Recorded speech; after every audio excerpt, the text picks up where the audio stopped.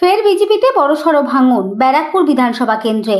আজ ব্যারাকপুর সুকান্ত সদনে ব্যারাকপুর বিধানসভা কেন্দ্রের তৃণমূল প্রার্থী রাজ চক্রবর্তীর সমর্থনে এক কর্মী সভার আয়োজন করা হয়েছিল। এই কর্মী সভায় উপস্থিত ছিলেন ব্যারাকপুর এবং টিটাগড় পৌরসভার চেয়ারম্যান ও কাউন্সিলররা।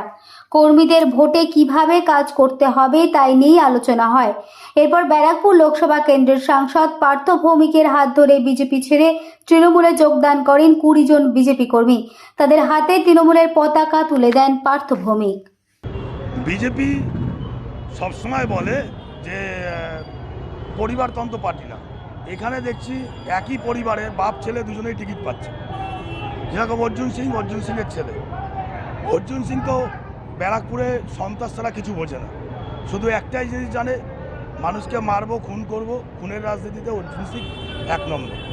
তাই আমার মনে হলো এই বিজেপি দলটা এখন পুরো অর্জুন সিংয়ের হাতে বিক্রি হয়ে গেছে।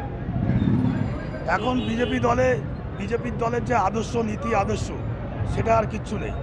টোটালটাই অর্জুন সিংয়ের হাতে বিক্রি হয়ে গেছে। আর আগামী দিনে দেখতে থাকুন, বিজেপির যারা সাধারণ কর্মী রয়েছে তারা কেউ করবে না এই দল।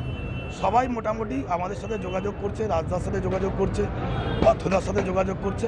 আগামী দিনে সবাই তৃণমূলে ভোটও দেবে, তৃণমূলে। ব্যুরো রিপোর্ট, সঠিক বার্তা।